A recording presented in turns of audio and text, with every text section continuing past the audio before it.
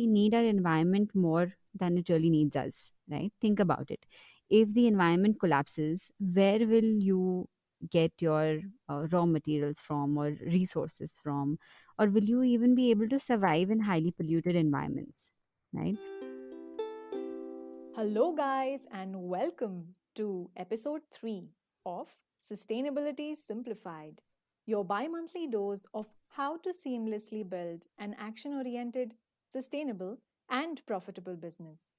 I am your host, Zitin, and today is a very special episode where I will be in conversation with a dear friend of mine, Neha Bhaktani. Neha is a seasoned sustainability professional, and we will be discussing a little bit about how you can kickstart your sustainable business journey. Welcome, Neha. It is a pleasure, as always, to speak with you. How are you today? Hi, Zitin. I'm doing good today. Thank you so much for having me. This is my first podcast, actually. I'm pretty nervous and excited. That's awesome. That's amazing. I hope the COVID situation is better now. Yes, it is. It's been a little safe here now. So it's good. I hope everything is fine there too. Yes, very well and very fine. Just getting a little chilly. So, yeah. Oh, Great. So let's just dive in. So for everyone who's listening, Neha and I recently co-authored an article on LinkedIn. It was titled "How Can You Build a Sustainable Business?" You will find the link in the description. And we basically, discussed and listed out a set of questions that might actually be useful for entrepreneurs and business leaders starting their journey on integrating sustainability into their business. yeah, absolutely. Now, these questions are, well, important and handy for all aspiring entrepreneurs and established business leaders also. So, in today's episode, Zitin, we will be breaking down each question and guiding you on how exactly you can think about them and answer these questions. So, if you want to grab a paper or a pen or just make mental notes as we go along, it's totally cool. Yeah, cool. Let's really dive in. Let's begin. Neha would actually like you to take center stage and let's start. Oh, sure, cool. So, let's begin with the first one. Okay. Now, just to tell you, these questions are purely to serve as a few thought and action provoking starting points for y'all, and you can also build these as you go along, depending on which segment you are, what kind of businesses or customers you cater to. Okay, so cool. Let's begin. The first question is: are you convinced about the correlation between your business's survival and the ecosystem? Now, this is a big question. Okay, this is a question on your philosophy. Um, and this forms the starting point of why are you going to do this, okay, and the purpose and the underlying business case of the fact that your business and its survival simply really depends on the health of the planet and its people is is common knowledge, right? In our hyper globalized world right now, there is a deep interdependent relationship between global supply chains, human aspect, other resources being shared between countries is very evident. And as humans, I think our relationship with the environment is also so interrelated and interdependent that in fact we need our environment more than it really needs us, right? Think about it. If the environment collapses, where will you get your raw materials from or resources from? Or will you even be able to survive in highly polluted environments, right? Now, there have been actually several studies to cite the relationship between business growth and sustainable business practices. And one such study is conducted by Boston Consulting Group along with MIT Sloan Management Review, which was in 2017. Now, I'm just listing two findings from this study. First is that they found that building sustainability into business unit actually doubles an organization's chance of profiting from its sustainability activities, right? And secondly, companies who focus on material issues, which are issues that matter to them the most, can report about 50% added profit from sustainability. Now, that's something really important and something to think about, isn't it? Absolutely, absolutely. I think this is a very, very interesting study, and it actually, pins down the relationship between how a business can grow by integrating sustainable business practices. You know, that actually, takes me to the next question about opportunities and pinning down those opportunities. So the next question is really: are you as a business leader really ready to leverage the opportunities arising from embedding sustainable business practices? Now, the point that we're trying to drive here is basically that including sustainable business practices will always present opportunities knocking at your door. The big question is, are you ready to open the door at the right time and the right place? So let's take an example of the food industry. In the e-commerce grocery market, the new business opportunities really lie, and if you see the trends, they do lie within the organic food items and ingredients and their availability as well as distribution. Therefore, maybe establishing a parallel organic food product line might definitely add to your revenue stream. While the two previous questions were actually on the what aspect, the next few questions are more really on the how aspect. So let's look into that now. The next question is really, do you understand the interdependency between your business and its internal and external stakeholders, including the supply chain, as well as the three pillars of sustainability? Now, that's a huge question. But if you heard, my first episode titled "What is Sustainability?", you would know that sustainability encompasses three key pillars of people, planet, and performance. The way in which you think, act, and advocate for building a profitable business alongside fulfilling an environmental objective for planetary good and or a societal objective for the benefit of people is basically the hallmark of a sustainable business. The key point is, whether you're a B2B, B2C, whatever be the case, it is always, as I have also mentioned in that first episode, a P2P, that is a peer to peer or people to people relationship. Therefore, for your business, stakeholders really are key. Your business growth, therefore, to say, is the result of interaction with your stakeholders across the value chain. That is, right from your suppliers of raw materials to your consumers or customers who are finally consuming your product or utilizing your services. They are the key drivers, really. Think about it. Let me also take a minute to explain what this word stakeholder really means. Simply put, someone on whom your business depends, and also the other way around. Think for a moment. What would your business be without its suppliers, without your employees, your customers, your shareholders? Of course. Firstly, looking into it and identifying the various stakeholders who are across the value chain, and then, of course, analyzing the dynamics between the relationship that your business has with them, which forms the basis of actually developing a robust, sustainable business. So, again, let's take the example of the foods business.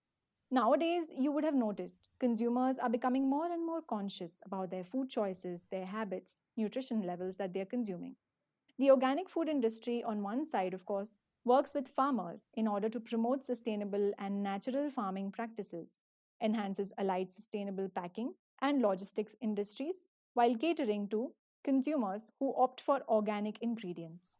So, for the food industry, the farmers, the distribution channel, the logistics industry, as well as its consumers, are the key stakeholders. That's absolutely correct, Zitin. Usually, people think that their shareholders are the only key stakeholders. But by giving this example, it's easier for businesses to understand that your entire value chain is very key to the success of your business. This also defines your long term risks and opportunities, which kind of takes us to the next question, which is a bit more technical. So let's get into it, okay? Now, the question is: do you evaluate long term business ESG risks and opportunities along with benchmarked sectoral sustainability trends while conducting risk assessment or business continuity planning? Now, ESG simply is environment, social, and governance risks and opportunities, which kind of encompasses all your operations and processes of your business, right? Now, I know that this question has a lot in it, so let's break it down to simplify it. Now, firstly, the question talks about an important task for the entrepreneurs and business leaders to think about long term risks and opportunities and not just relate to immediate or medium time frame. Now, it's important to think in the long term because that is what gives your business the stability, okay, and helps you define your business continuity planning as well. The second aspect of the question is to look at these risks and opportunities in its three dimensions, right? What is the relationship of the business with the environment, business with societal or human parameters, and its own governance mechanisms? And the third and the final aspect of the question looks at benchmarking the identified environment, social, and governance risks and opportunities to the best available national and international sectoral guidelines so that you can plan your business growth in line with the latest regulations, trends, and international standards. Now, obviously, this is a huge exercise, but it's really important to do because this will give you the insights which will help you adapt your business to the known and foreseeable changes that may occur in the next 5, 15 to even 30 years. For example, during this exercise, you might want to think about where new opportunities lie in your in your sector or even allied sectors, which regulatory changes nationally and internationally may impact your business products, supply or logistics chain, labor management, data and product security, or even your management practices. What kind of consumer trends would you witness in the next short, medium, and long term time frame, right? And what is the state of the environment in general versus the state of the environment at a local level from where you seek your raw materials or manage the logistics or even details of your business continuity plan, etc. Now, this obviously is just some of the questions that might come up during your exercise, and this is fairly exhaustive for the first time, as is your risk assessment exercise. But the responses to these questions will actually help you to integrate the finer details in your business plans, policies, outlook, products, and actually take the next step towards sustainability integration.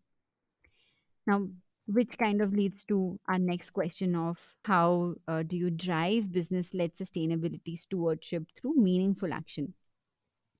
Now, this exercise is going to take you quite some time to do, okay? But once you understand the finer details, you will be able to integrate this across your departments and processes. It is essential that you understand that a top down approach works best to action these changes. It's similar to how your brain sends a signal for to a limb to move or an organ to perform its particular process, right? It's a top down approach. Now, it is also worth to notice that you will be able to talk about your sustainability journey and the results post 2 years of starting and integrating it into your business plans and processes and products. You will be able to share your experience, your challenges. Nothing is easy, right? And also your results and output for not only how your business has adapted to it, but also how it can help your sector to drive meaningful action by inspiring your peers and associates. Absolutely. Those were such key points, Neha. Thank you so much for giving so many insights into this one really heavily loaded question. Yeah. Yeah. I mean, indeed, we do believe that you will be best placed to actually answer, the questions once you've actually gone through the entire exhaustive exercise of actually answering the above set of questions honestly. Of course, one more question is to do with, post the pandemic, let's say that's more of a current scenario that we are facing. How would you really adapt your business to be better prepared for, let's say, the next crisis? So go back to the question that Neha addressed about conducting risk assessments and business continuity planning. And you will definitely have a head start into this. Absolutely. I think those earlier questions were super heavy loaded. But that also brings us to our next one, whether if you have the sufficient and relevant resources to think critically about these opportunities that sustainability presents. That's really key, right? Yeah. You know your business best, and therefore you would be in the best position to answer this this particular question. Great. So I think that completes our quick and short list of questions. If you imagine yourself like a film director, this is the list with which you kind of begin writing your script. This is not the script or even the trailer. This is where you begin the script. Absolutely, Neha. Very, very well put. Thanks a lot for giving all your insights packed into this one quick conversation. All the learnings that you have from your rich 12+ year experience in the space of corporate sustainability. Thanks again. It's always wonderful to have a chat with you. Thank you so much. Thank you so much, Zitin. This was a wonderful opportunity. And take care, everyone. Bye. Thanks. Bye.